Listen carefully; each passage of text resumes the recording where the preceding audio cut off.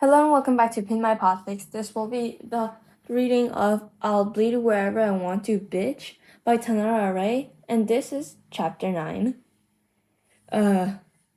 I'm recording this in a bit of a rush, so since I got class in about 45 minutes, so yeah. If you can't understand shit, I'm probably gonna re-record most of the stuff here, but I'm just gonna just read. So yeah, let's get on with the chapter. Jason wants to strangle B. This is nothing new, but right now, seeing the kid limping with pain etched into every crevice of his posture, he'd like to take his time, would like to do it with sandpaper, wants it to hurt, wants him to scream, he wants him to cry, No, he needs to calm down. He can't crash out in front of the kid. He's already scared of him. A pit rage episode won't help him change that. It's so obvious that he's scared too, so tense, so paranoid, watching everything, every movement, and flinching at every single laugh as the whole family filters in. Some fresh from patrol, some just in a domino. The chatter dies down when they notice him. He obviously doesn't like that. The fuck you looking at, extras? Another one of those. Dick remarks, not unkindly, but it's definitely not taken that way. What's that supposed to mean, huh? The kid's practically growling, hands up in that weird-ass fighting stance again, the one that doesn't make any sense, the one he also used on that rooftop. He's ignored. He looks upset about it for all of 3 seconds, before he realizes that B is here. His stance shifts into a protective one. Still weird, but very obviously meant to shield him from harm. Jason wants to laugh at that because B is definitely not the most dangerous person in the room right now. Ranks comfortably out of the top 3 if he's being honest. Is everyone here? He asks, studying their small army. Dick Wink pipes up. O isn't online yet, but everyone else is there. B huffs, sitting down in the chair and stares at the screen like that they'll magically get Babs online. Surprise, surprise, it doesn't. In the meantime, care to introduce us? Duke gestures at the kid, who immediately tenses up again. It doesn't help that B just stares at him, probably forgetting that he's not fluent in grunts, trademark, and therefore can't tell what he wants for shit. Jason sighs and butts in before this turns into a bloodbath. Kid, we won't try to hurt you. We just want a name to address you by. He scoffs. Odysseus works just fine for that. By the way, what are you guys doing with Barbara Gordon? Jason stiffens. Who told? Who slipped up? He eyes the others, and absolutely blank mask on Dick's face tells him enough. Goldie, how stupid do you have to be? How the fuck did you fuck that up? You've been in this business for 2 fucking decades. But Goldie ignores him and stares at the kid instead, like that'll save him from Jason's wrath. What do you think you're doing with that information? He has that tone, the one he only gets about family. The same tone he gets that gets people beat to a pulp and eating through a straw for the rest of their lives. The kid isn't stupid, anything but, which is why he backs up and looks about 2 seconds away from bolting. What? I won't tell on her. Why would I? Just answer my fucking question for fuck's sake. This wasn't supposed to be a talk. In that moment, O chooses to join the conversation. Voice ringing out clear over the computer's speakers. Hey, what did I miss? Odysseus' eyes get real big and he stares at the screen. Barbara Gordon? Oh fuck, is he already there? Babs doesn't sound too panicked about it, But she does turn on the voice changer. This is not going the way they wanted it to. Additionally, how the fuck does the kid recognize a voice he heard once through fucking speakers? Jason sometimes struggles to identify Replacement and Goldie, and he's known them for years. Had to listen to them yap too. So everyone's here. You won't tell us your name, but what happened to you? You were wearing the black overall. Drake butts in, excitement coming off him in waves. Very obviously not at all getting that he's being tactless as fuck. Fortunately, the kid seems to have about the same EQ because he doesn't seem bothered like at all. What's the overall got to do with it? Just woke up here. Wait, so you don't remember? Replacement prods. I told you, Red Robin, he does not know. Demon Brat scoffs, arms crossed. The kid's head whips around. A glint sneaks into his eyes, but he just asks, Don't know what? Who experimented on you?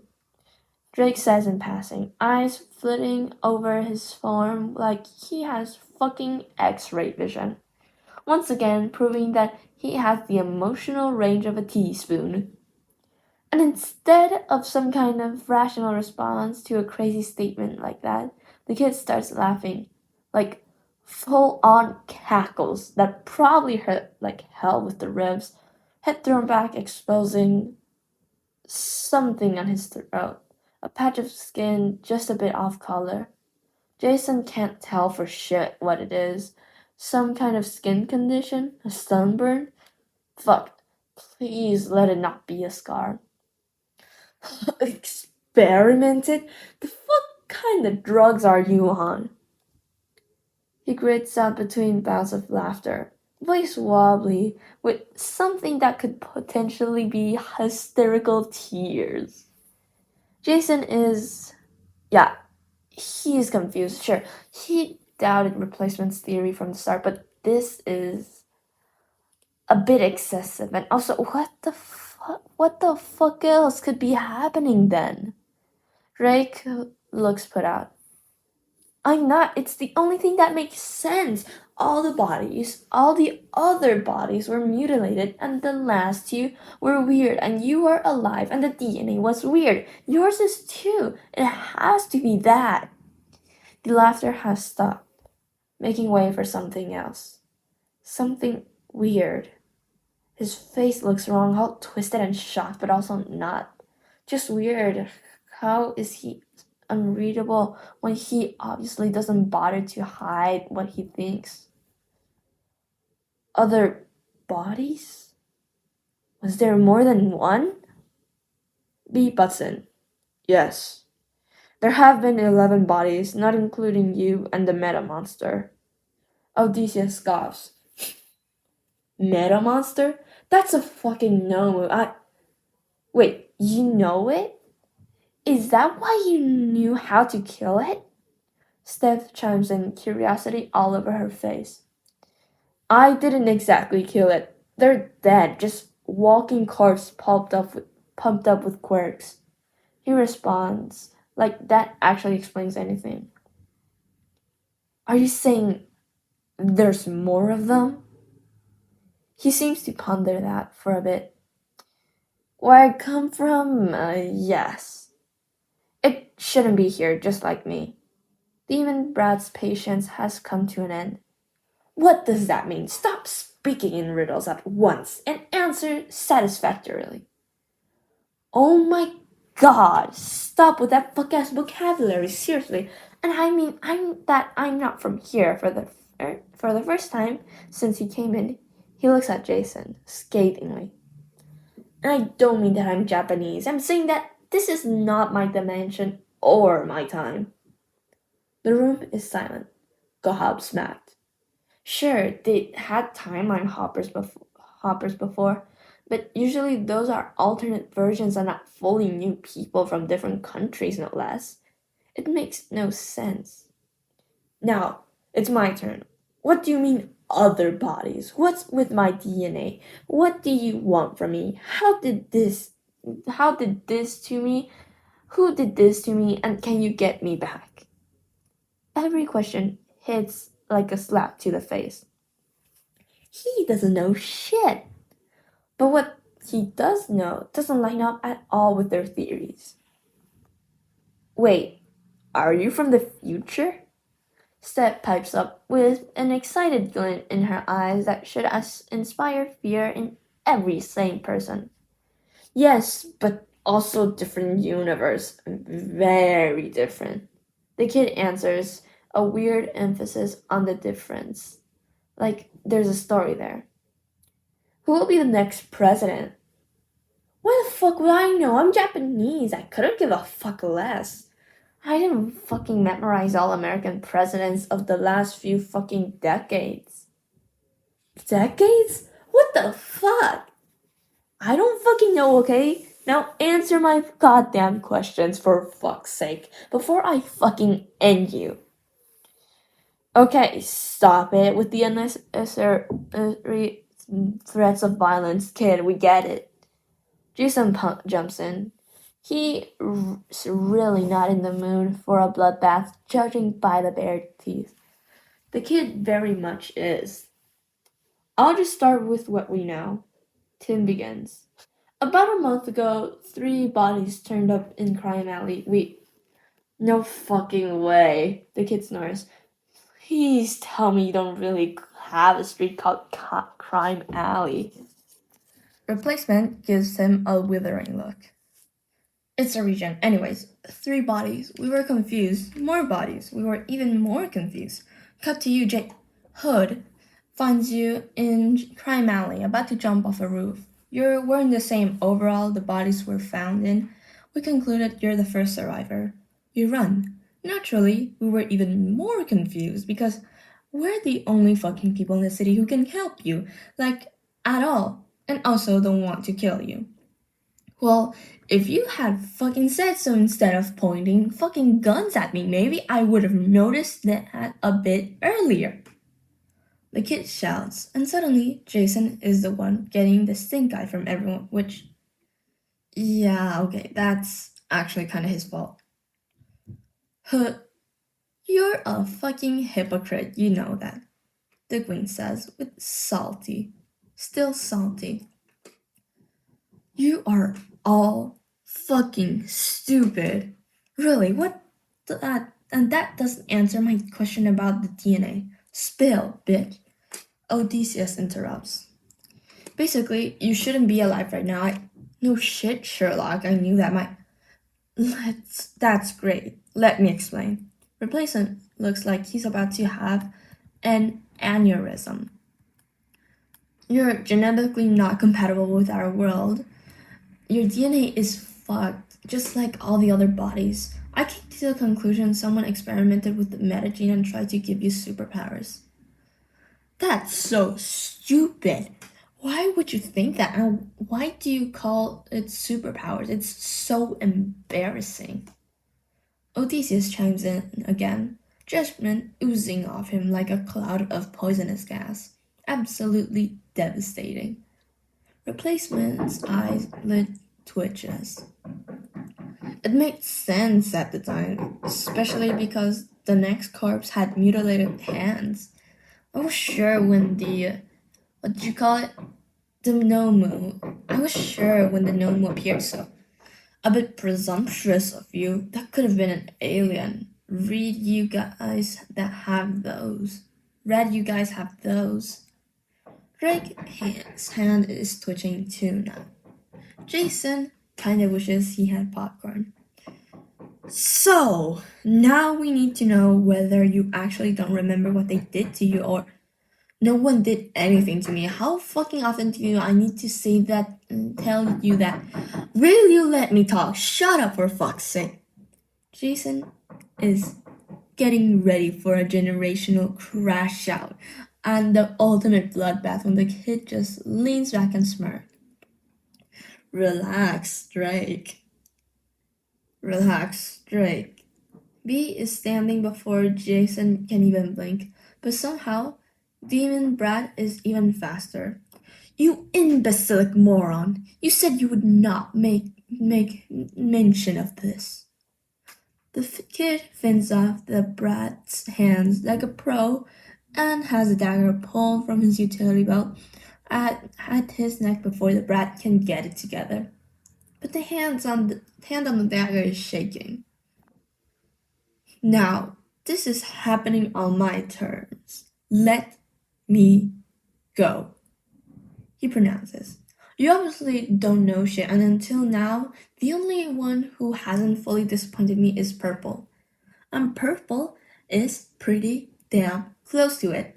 Where is the fucking exit to your stupid ass cave? Don't do this, kid, come on.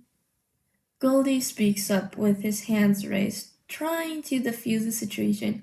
You can barely walk, just let us. Shut the fuck up, you psycho. I'm done letting anyone do anything. You okay? You asshole. He points at Duke for some reason. Show me the way now.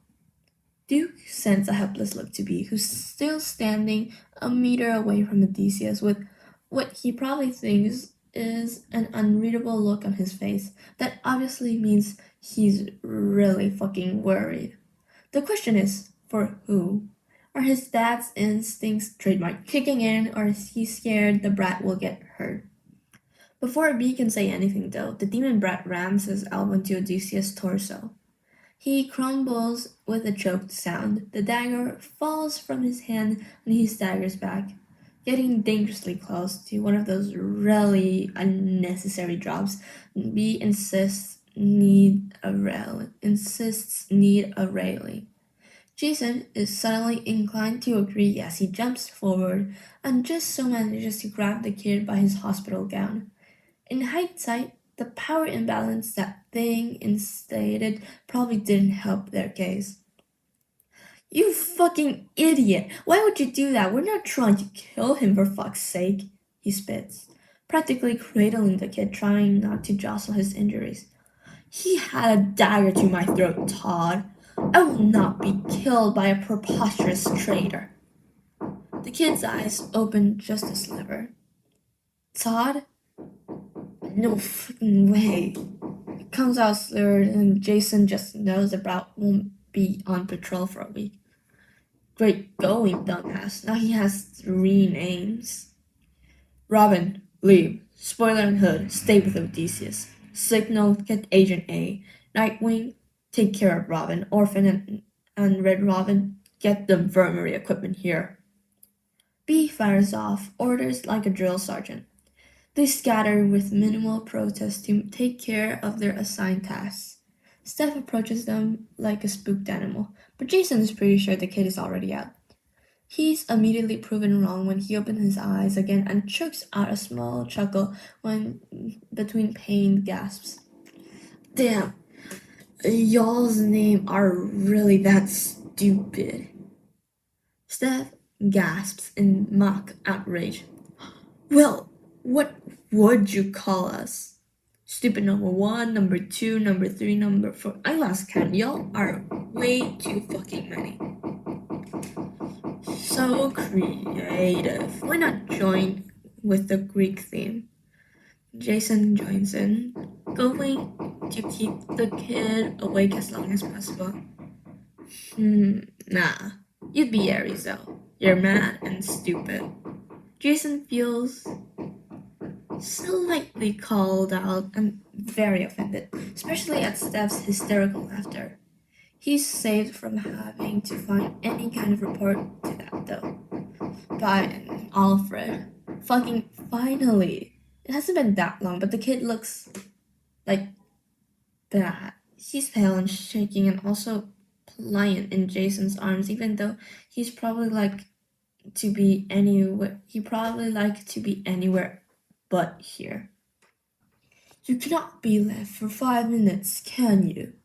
Alfred asked, sounding so incredibly exhausted and defeated. Jason feels bad even though he didn't do shit.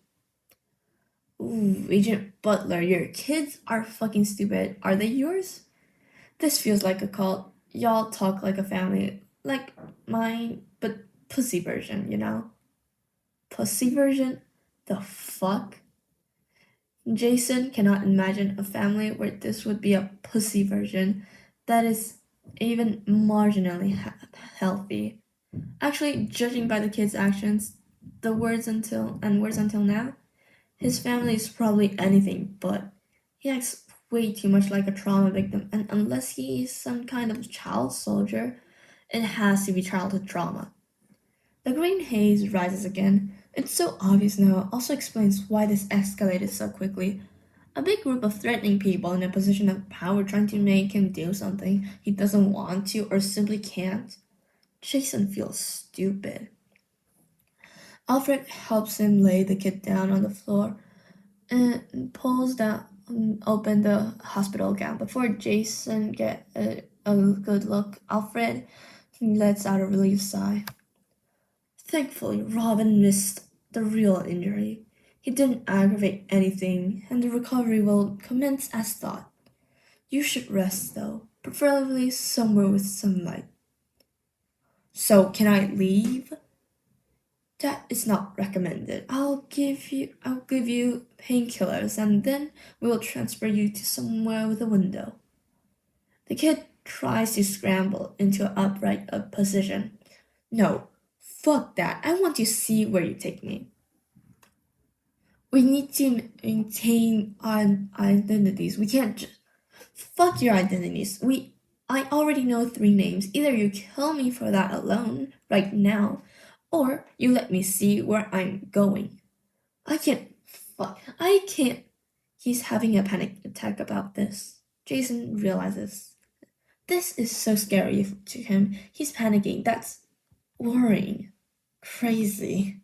It solidifies his beliefs about his childhood. There has to be some kind of traumatic background here. He lets him go and offers his palm in his peripheral version. Kid, listen, you'll be okay, but I need you to breathe. Do you use 555 or 498? Not for 555, shake for 498. Odysseus shakes his head. Jason charts counting with a calm he doesn't feel, steady and monotone, but in a soothing voice, letting his palm hover. And surprisingly, the kid takes it. His grip is like iron and his hand feels clammy with sweat. But when Jason starts slightly squeezing in time with his counting, he seems to calm down a bit. Jason keeps going until his hand is fully relaxed, limp in his palm. When he looks up, Steph has a glowing glint in her eyes and Alfred looks nauseatingly proud. Jason is tempted to let go, but Odysseus looks incredibly pathetic. He can't bring himself to. He looks to Alfred for guidance. Well enough. You will sleep in the infirmary one last time, but after that we will have to move you. The kid slumps, and Jason feels a crushing sense of responsibility settle on his shoulders. And that was the end of chapter 9 of I'll Bleed Wherever I Want to Bitch by TanaraRay. This chapter, I surprisingly don't have any notes. Apart from using the word crash out so much. Honestly, Jason's would be valid. Tim's would also be valid, honestly, because I'd also crash out so hard if someone wouldn't stop interrupting me. Like, seriously, what's your problem? So, yeah, have a whatever time of the week it is or whatever.